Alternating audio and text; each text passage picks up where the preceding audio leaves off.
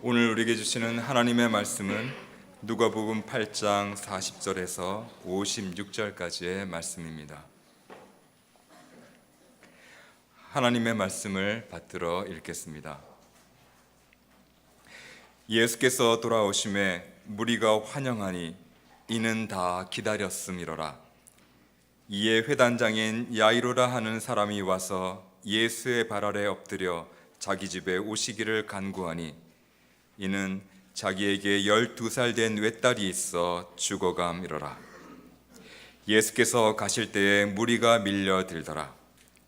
이에 12회를 혈루증으로 앓는 중에 아무에게도 고침을 받지 못하던 여자가 예수의 뒤로 와서 그의 옷가에 손을 대니 혈루증이 즉시 그쳤더라. 예수께서 이르시되 내게 손을 댄 자가 누구냐 하시니 다 아니라 할 때에 베드로가 이르되 주여 무리가 밀려들어 미나이다. 예수께서 이르시되 내게 손을 댄 자가 있도다. 이는 내게서 능력이 나간 줄 알미로다 하신대 여자가 스스로 숨기지 못할 줄을 알고 떨며 나와 엎드려 그 손댄 이유와 곧 나은 것을 모든 사람 앞에서 말하니 예수께서 이르시되 딸아 내 믿음이 너를 구원하였으니 평안히 가라 하시더라. 아직 말씀하실 때에 회당장의 집에서 사람이 와서 말하되 당신의 딸이 죽었나이다. 선생님을 더 괴롭게 하지 마소서 하거늘 예수께서 들으시고 이르시되 두려워하지 말고 믿기만 하라. 그리하면 딸이 구원을 얻으리라 하시고 그 집에 이르러 베드로와 요한과 야고보와 아이의 부모 외에는 함께 들어가기를 허락하지 아니하시니라. 모든 사람이 아이를 위하여 울며 통곡하매 예수께서 이르시되 울지 말라.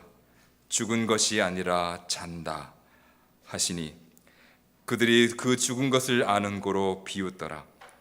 예수께서 아이의 손을 잡고 불러 이르시되 아이야 일어나라 하시니 그 영이 돌아와 아이가 곧 일어나거늘 예수께서 먹을 것을 주라 명하시니 그 부모가 놀라는지라.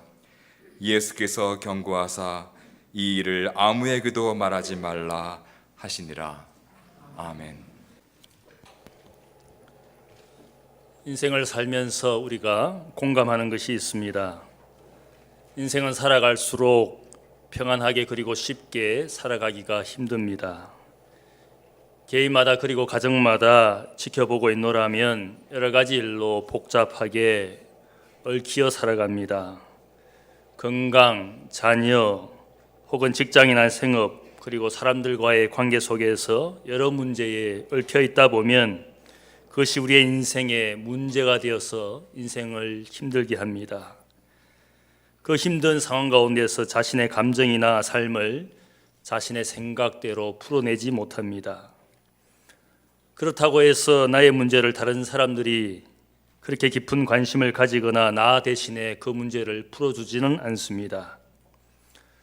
그런데 여러분이 가진 다양한 문제에 관심을 가지고 자신의 문제인 것처럼 풀어내기 위해 고민하고 노력해야 하는 것이 아마 목사라는 존재일 겁니다. 문제 때문에 아파하고 눈물 흘리고 방황하거나 실족하거나 약해져 있는 양들을 보면 어떻게든지 도움이 되고 싶은 것이 아마 목자인 목사의 마음일 겁니다.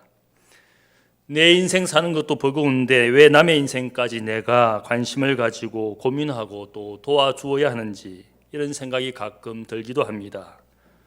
그런데 그때마다 들려지는 주님의 음성이 있습니다. 내 양을 먹이라, 내 양을 치라.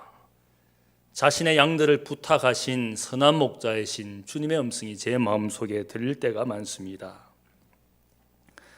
목사는 사주팔자 봐주고 점쟁이 혹은 박수무당과 같이 그들 존재와는 분명히 다른 것은 그들은 한번 점을 봐주고 혹은 한번 구슬하고 그 관계를 끝내지만 목자는 양이 평안하고 풍요로운 삶을 살도록 일생 함께 해 주어야 될 존재가 바로 목자인 목사의 존재일 겁니다.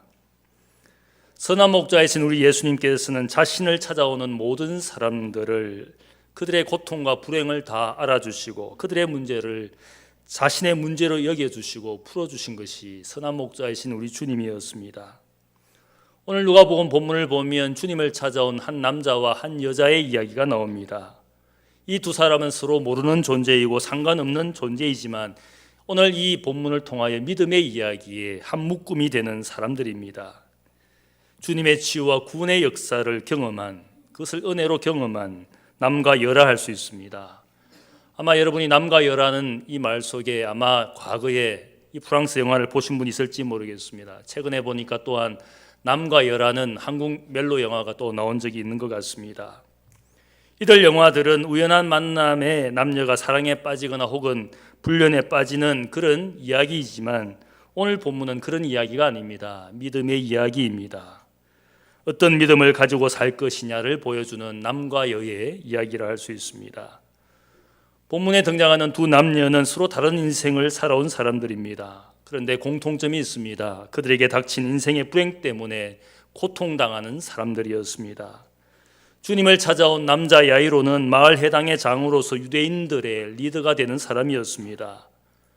반면에 헬루증을 앓는 여인은 이름 없는 비천한 존재였습니다.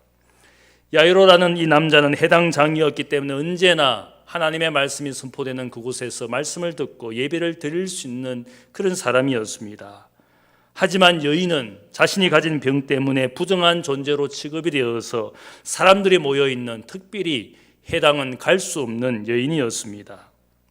남자 야이로는 자신의 딸 때문에 고통스러워하며 딸을 위하여 주님을 찾아왔습니다. 여인은 자신이 가진 병 때문에 주님께 도움을 구하기 위하여 주님을 찾아왔습니다.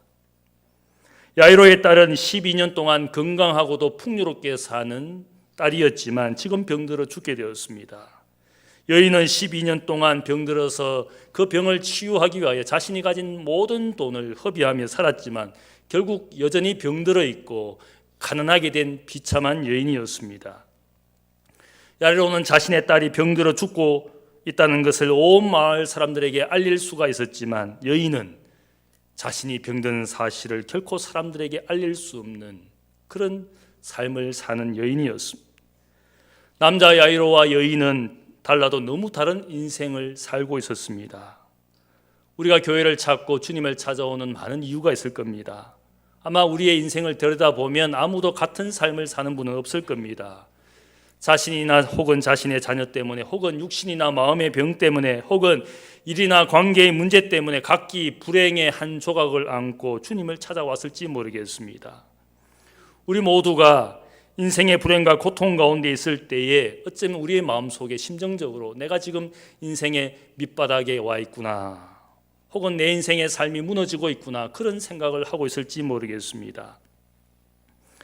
최근에 제가 TV에서 정호성 시인이라는 분의 강연을 듣는 중에 그분이 쓴 시가 굉장히 감명이 있었습니다. 그 시의 제목이 바닥에 대하여, 그런 시를 듣고는 큰 감명을 받았습니다. 그 시의 내용은 이렇습니다. 바닥까지 가본 사람은 말한다. 결국 바닥은 보이지 않는다고. 바닥은 보이지 않지만 그냥 바닥까지 걸어가는 것이라고. 바닥까지 걸어가야만 다시 돌아올 수 있다고. 바닥을 딛고 굳세게 일어선 사람들은 말한다. 더는 바닥에 발이 닿지 않는다고.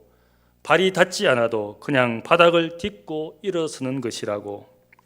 바닥에 바닥까지 갔다가 돌아온 사람들도 말한다. 더는 바닥은 없다고. 바닥은 없음으로 있는 것이라고. 보이지 않기 때문에 보이는 것이라고. 바닥은 그냥 딛고 일어서는 것이라고. 우리가 인생을 살다 보면 각기 끝없는 바닥까지 추락할 수가 있습니다. 아마 혈루증 때문에 이 여인은 부정한 존재로 여겨져서 12년이나 가족과 사랑하는 사람들과 함께 할 수 없는 그런 여인이었습니다. 또한 야이로는 12년을 건강하게 살던 땅이 갑자기 병이 들어 죽게 되었을 때에 불행의 고통이 극심하였습니다. 이 여자나 이 남자는 똑같이 불행의 밑바닥에서 고통스러워하고 있었습니다. 하지만 정호성 시인의 말처럼 더 이상 내려갈 수 없을 만큼의 밑바닥에 있다 할지라도 그 바닥이라는 것은 그냥 딛고 일어서면 되는 것입니다.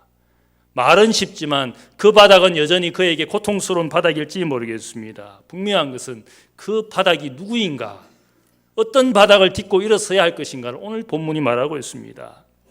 성경에서 말하는 지옥의 개념이라는 것은 무저갱, 바닥이 없는 구멍이라 그런 뜻을 가진 것이 지옥입니다. 끝이 없는 바닥, 혹은 어떤 하나님의 사랑과 긍휼도 보이지 않는 장소, 그 길을 우리가 기독교에서는 지옥이라고 말합니다. 내려가도 바닥을 알 수 없는 그것이 바로 지옥인데, 거기에 아무리 찾으려고 해도 하나님의 사랑과 긍휼이 전혀 존재하지 않는 그것을 우리가 지옥이라고 말한다면, 오늘 우리가 인생을 살면서도 사랑할 줄도 모르고 사랑받을 줄도 모르는 그런 인생의 삶을 한마디로 우리가 지옥을 이미 경험하고 있는 인생이라 할 수 있습니다.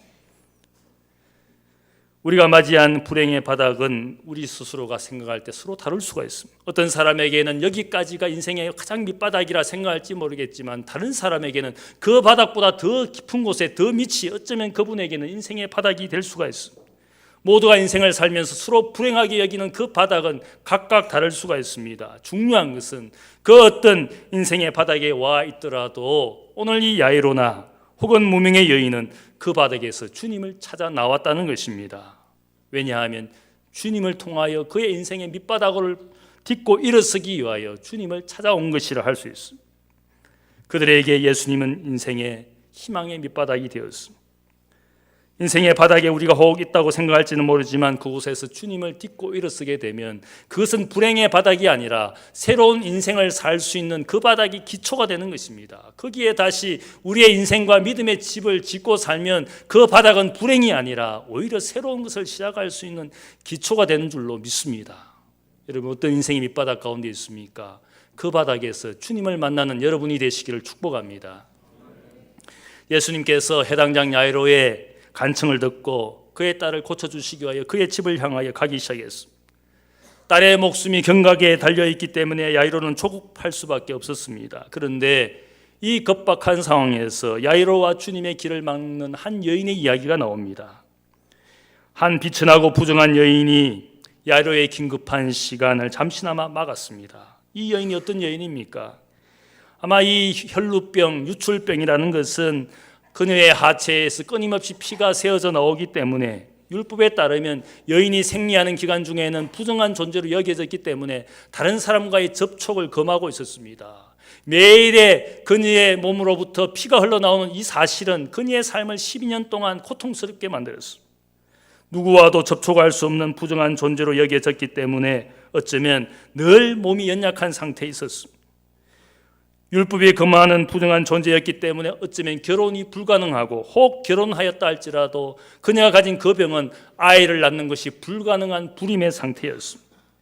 이런 아내를 가까이 할 수 없는 남편에게는 이혼할 수 있는 정당한 사유가 되는 그런 여인이었습니다. 해당에 참여하기를 원하지만 그녀의 존재는 함께 예배를 드릴 수 없는 그런 존재였습니다. 율법에 보면 만일 자신이 하나님 앞에 율법이 정한 부정한 존재라면 누군가 사람이 자기 곁에 다가올 때 스스로 말해야 됩니다. 나는 부정하다, 나는 부정하다, 나는 부정하다. 남들이 그를 접촉해서 부정하게 되는 것을 막도록 율법은 그녀가 비록 수치스럽고 모욕을 당하는 순간 스스로 자기를 그렇게 부정한 존재로 고백해야 됩니다. 율법이 그렇게 말하고 있습니다. 그렇게 사는 그녀의 인생이 얼마나 불행하겠습니까? 12년이라는 세월은 그녀의 삶을 육체적으로, 정신적으로, 그리고 영적으로 불행하게 만들었습니다. 이웃으로 사는 것이 불가능하고, 가족으로, 아내로, 어머니로 사는 것이 다 불가능한 그런 사람이었습니다. 이 불행한 여인이 오늘 말씀을 보면 주님을 찾아왔습니다. 주님을 찾아오는 것은 믿음이 아니면 불가능한 것이었습니다. 마가복음 5장 27절을 보면 이 여인은 예수에 대한 소문을 듣고는 무리 가운데 끼어들어서 주님을 찾아왔습니다. 이 말씀의 헬라어 원문을 보면 예수에 관한 소문을 들었다, 페리투 예수, 그런 표현을 쓰고 있습니다. 아무 예수가 아니라 자신의 인생이 희망이 되는 그분이 자신의 마을에 온다는 사실을 듣게 되었습니다. 더 지저스, 그분 예수님이 자신의 삶에, 자신의 공동체에, 자신의 지역에 주님이 오시나라는 사실들을 듣고는 그녀는 마지막 희망이라 할 수 있는 주님을 필사적으로 찾아왔어. 자신의 불행한 삶에서 유일한 소망이 되는 분이라고 생각했기 때문에 그 주님을 찾아왔습니다. 주님을 찾아올 때는 그녀는 중대한 결심을 한 것이라 할 수 있습니다. 만일 자신이 부정한 존재로서 사람들, 군중들 가운데 온 것이 발각되었을 때는 그녀는 율법에 정한 바에 따라서 돌에 맞아 죽을 수도 있는 위험한 상황이었습니다. 연약한 육체와 연약하게 된 감정을 거기에서 좌절하지 않고 포기하지 않고 주님을 만나기 위하여 그의 병상에서 일어났습니다. 군중을 헤집고 주님을 만나는 것이 얼마나 힘든 것인지 알지만은 그녀는 주님을 만나는 것이 그의 인생의 유일한 희망인 것을 알고 포기하지 않고 일어서서 주님을 찾아 나온 것이라 할 수 있습니다. 수치와 모욕의 상황을 넘어서서 혹 죽을 수 있는 상황에서도 그녀는 간절한 마음으로 주님을 찾아온 것이라 할 수 있습니다. 마가복음 5장 26절을 보면 이 여인은 지금까지 자신이 가진 많은 돈을 허비해가면서 많은 의사들을 통하여 치료를 받아봤지만 결국은 치료받지 못하고 여전히 병든 가운데서 자신이 가진 모든 재산을 다 허비하며 드디어는 가난하게 되고 병들게 된 여인이었습니다. 이제 남은 것은 오직 주님만이 그녀의 인생의 희망이었습니다.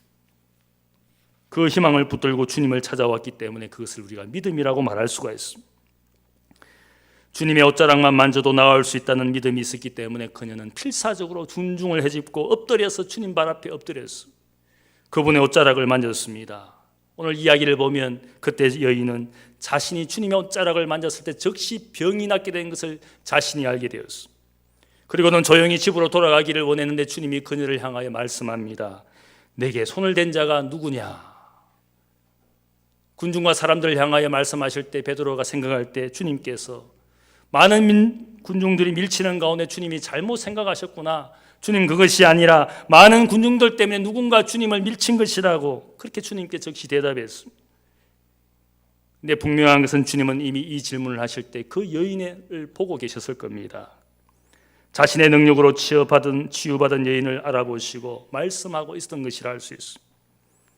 주님의 눈길을 보게 된 이 여인은 자신이 더 이상 숨길 수 없다는 사실을 알고 오늘 말씀을 보니까 자신이 어떻게 주님의 옷자락을 만났는지, 왜 만졌는지, 그리고 자신의 삶에 자신의 육체에 무슨 일이 일어나는지 모든 사람 앞에서 스스로 고백하게 되었습니다. 조용히 익명의 사람으로 집으로 돌아가기를 원했던 그녀의 마음과 상관없이 주님은 이 여인의 존재를 사람들 앞에 드러내기를 원했습니다. 사람들 앞에 드러내신 분명한 이유가 있습니다. 그녀의 믿음을 사람들에게 보여주기 위해서. 베드로의 말처럼 여인은 군중들처럼 예수님을 밀치고 당기는 중에 우연한 그런 만짐이 아니라 서침이 아니라 그녀는 그녀의 인생에 그토록 기다렸던 그 예수를 만나기 위하여 믿음을 가지고 주님을 만진 것이었습니다. 그래서 어떤 분은 말하기를 이 여인의 믿음은 touch of faith, 믿음을 가지고 간절한 마음으로 주님을 만진 그녀의 믿음이었다, 그렇게 말합니다. 많은 군중들은 예수님을 만날 때 예수님을 자신의 인생의 어떤 뜻을 실현하기 위하여 예수님을 수단처럼 혹은 이용하려던 그런 군중들이 가득한 그곳에 이 여인에게 있어서 주님은 목적이었습니다. 인생의 소망이었습니다. 그녀의 절박한 믿음이 주님의 옷자락을 만졌고 그 만짐을 통해서 그녀가 치유를 받게 되었습니다. 예수님은 그녀의 믿음을 온 사람들에게 드러내어 보여주시기를 원했습니다. 아마 특별히 함께 가고 있는 이 해당장 야이로가 이 여인의 믿음을 보기를 듣기를 원했습니다.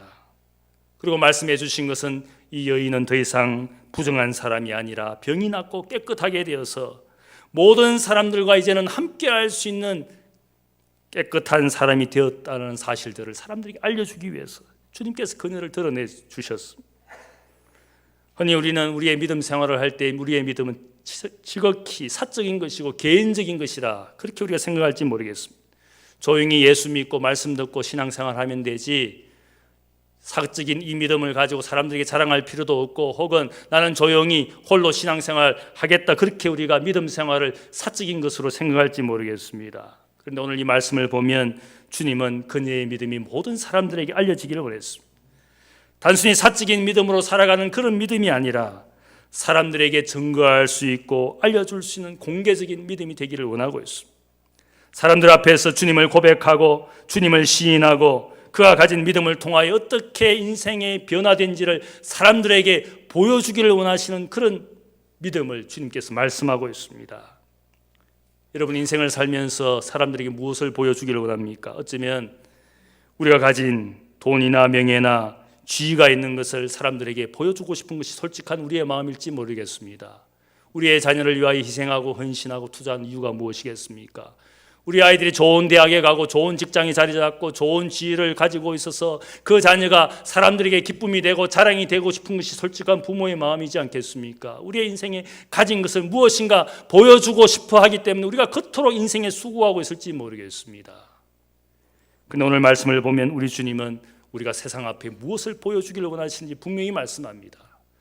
그런 것으로 세상에 보여주기를 원하시는 것이 아니라 우리가 어떤 믿음을 가지고 있는지, 주님을 인생의 주인으로 주님을 자랑하고 주님을 믿음으로 우리의 인생에 어떤 변화가 일어났는지 그런 믿음을 세상에 보여주기를 원하시는 주님입니다. 그래서 주님도 분명히 말씀하시지 않습니까? 너희가 세상 앞에 주님을 시인하고 성령을 시인하고 공개적인 믿음으로 내가 하나님의 자녀인 것을 자랑하는, 내가 예수 그리스도를 내 인생의 주인으로 구세주로 믿는 그것을 우리가 공개적으로 하는 것이 얼마나 중요한지를 강조하지 않았습니까? 우리에게 왜 세례가 필요합니까? 모든 사람 앞에서 내가 하나님의 자녀가 되고 내가 인정되어진, 하나님 앞에 인정될 뿐만 아니라 사람들 앞에서도 인정되어진 믿음을 가지고 교회당 안에서만 아니라 우리가 세상의 어떤 일터나 혹은 현장에서 내가 하나님의 자녀인 것을 공개적으로 자랑하고 십자가를 자랑하는 그런 사람이 되는 공개적인 믿음을 가진 사람이 되도록, 예배당 안에서는 신앙생활, 믿음생활 잘하는데 교회당 밖에만 나가면, 일터에만 나가면 하나님의 자녀인지 기독교인인지 존재감이 전혀 없는 우리의 삶을 우리가 그렇게 스스로 합리화시키며 살지 않습니까? 임명으로 조용히 돌아가기를 원했던 그녀의 모습을 보시며 주님이 그녀의 모습을 드러내어 주셨습니다. 여인의 고백을 듣고 주님이 선포합니다. 딸아, 내 믿음이 너를 구원하였으니 평안히 가라. 여인의 영혼과 마음까지 자유케 하시고 구원하시는 두 번째 더 큰 축복을 그녀에게 주었습니다. 물론 육신의 병은 이미 나았지만 이 여인의 인생에 꼭 필요한 것이 있었습니다. 이제는 사람들의 이목에서 자유롭고 이제는 자신의 사랑하는 사람들에게로 돌아갈 수 있는 온전한 사람이 되었다라는 사실들을 모든 사람 앞에 공포하셨습니다. 이 여인은 더 이상 부정한 존재가 아니라 이제는 아브라함의 딸이다. 딸아, 이렇게 말씀하셨습니다. 이 여인도 이제는 아브라함의 딸이고 구원받은 존재이고 가족과 모든 마을 사람들과 함께 살 수 있는 존재가 되었다라는 사실들을 분명하게 선포해 주셨습니다. 부정한 죄인이 아니라 구원받은 아브라함의 딸이고 모든 마을 사람들과 가족이 받아 주어야 될 그런 사람으로 주님께서 공개적으로 선포해 주셨습니다. 이 여인의 이야기 가운데 아마 해당장 야이로는 이 여인의 일들 가운데 아마 속이 타고 있었을지 모르겠습니다. 지금 한시가 급한데 자신의 딸이 죽어가고 있는데 이 여인 때문에 자신의 발걸음을 막았다라는 사실들을 아마 분노하고 있었을지 모르겠습니다. 그러나 주님은 오늘 여기에 분명한 이유가 있습니다. 이 여인의 믿음을 사람들뿐만 아니라 특별히 야이로에게 보여주고 있었습니다. 여인의 믿음이 어떤 것인지 이 지위와 명예가 있는 해당장 야이로에게 보여주고 있었습니다. 다음 이야기를 보면 여인을 만나고 있는 중에 사람들이 찾아왔습니다. 그리고 해당장 야이로에게 말합니다. 더 이상 주님을 괴롭힐 필요가 없습니다. 안타깝게도 당신의 딸이 죽어버렸습니다. 이제는 주님을 당신의 집에 모시고 갈 필요가 없습니다. 이제는 포기하십시오. 당신의 딸을 포기할 수밖에 없습니다. 왜냐하면 죽어버렸으니까. 이제는 아무 소용이 없습니다. 어떤 노력도 이제는 불가능합니다. 이 대화를 듣고 있던 오늘 말씀을 보면 그들의 대화를 듣고 있던 주님이 야이로에게 특별히 말씀합니다. 그 말씀은 다시 한번 믿음에 대해서 말씀하고 있습니다. 두려워하지 말고 믿기만 하라. 그리하면 너의 딸이 구원을 얻으리라.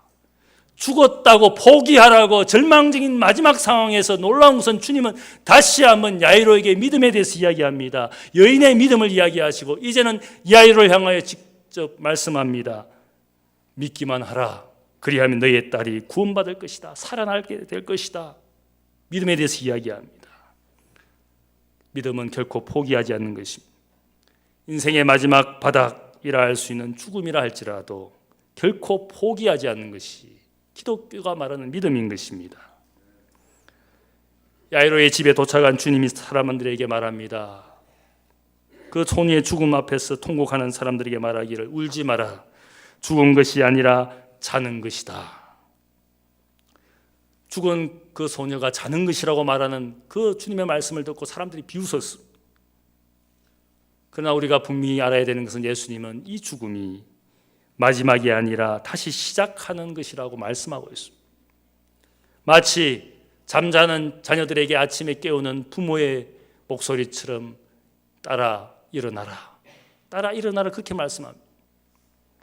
어쩌면 모든 사람들에게 죽음은 인생의 마지막 벽이라 할 수 있지 않겠습니까? 그 벽 앞에, 그 벽에 부딪힐 때 모든 사람들이 통곡하고 애통해하지 않습니까? 지위가 높은 사람, 혹은 부유했던 사람, 건강했던 사람, 그 어떤 인생도 죽음이라는 불행 앞에 다 통곡하게 되었어요. 왜냐하면 죽음 이후에 갈 수 없다고 생각했기 때문에, 더 이상 만날 수 없는 사랑하는 사람이라고 생각하기 때문에 죽음 앞에서 모두가 좌절하고 애통하는 것입니다. 그러나 기독교의 소망은 무엇입니까? 죽은 것이 아니라 자는 것이다. 사도 바울도 죽은 사람이라고 말하지 않습니다. 그리스도 안에서 잠자는 자들이다. 성도가 죽었다고 말하지 않습니다. 성도의 죽은 것을 기뻐하시는 것은 성도는 자는 것이다. 마지막 날에 주님과 함께 영광의 부활에 참여하는 그들이 자다가 깨는 것처럼 일어나게 될 것이다. 기독교는 죽음을 마지막이라고 보지 않습니다. 새로운 삶을 시작하는 새로운 것이라고, 우리가 죽음을 그렇게 여기기 때문에 기독교는 죽음을 넘어서서 소망을 이야기하는 종교로 알 수 있습니다. 믿기만 하라. 그리하면 구원을 얻으리라. 야이로라는 이 남자는 여인의 믿음을 이미 보았습니다. 그녀가 어떤 불행을 겪어왔고 주님을 믿는 믿음이 어떻게 그녀를 치유하였고 어떻게 그녀가 주님으로부터 구원의 말씀을 받았는지 잘 지켜보았습니다. 그녀의 돈이 그녀의 삶에 아무런 소용이 없었습니다. 그녀를 치유하려고 노력했던 어떤 의사들의 의술도 그녀의 인생에 아무런 소용이 없었습니다. 야이로라는 이 해당장에게도 그가 가진 지위도 율법의 지식도 사회적인 평판도 죽어가는 딸에게 아무런 희망이 되지 못했습니다. 우리가 돈으로 모든 것을 할 수 있다고 믿지 않습니다. 때로는 우리가 그런 착각 속에서 돈이면 다 된다라고 말할 수 있지만 돈으로 안 되는 것이 얼마나 많은지 모릅니다. 자녀도 마음대로 되지 않습니다. 우리가 살아가는 인생의 쉬운 길이 결코 돈으로 그것이 쉬운 길이 되지 않습니다. 지식도 혹은 명예도 돈도 아무런 소용없다라는 사실들을 이 두 이야기가 함께 말하고 있습니다. 오직 예수에 대한 믿음이 그들의 희망이 되었습니다. 죽음의 바닥조차도 딛고 일어서게 하는 것이 우리의 주님이었습니다. 여러분 인생이 밑바닥에 와 있습니까? 정우성 시인의 말처럼 그 바닥을 딛고 일어서면 되는 겁니다. 그러나 아무 바닥이 그렇게 되는 것이 아닙니다. 죽음을 넘어서서 희망을 주신 주님을 딛고 일어설 수 있는 그 마지막 벽조차도 딛고 일어서게 하시는 주님이 아니면 우리의 인생의 밑바닥은 바닥일 뿐입니다. 그러나 우리가 주님을 믿는 믿음은 그 주님을 딛고 일어설 수 있도록 해주시는 것인 줄로 믿습니다.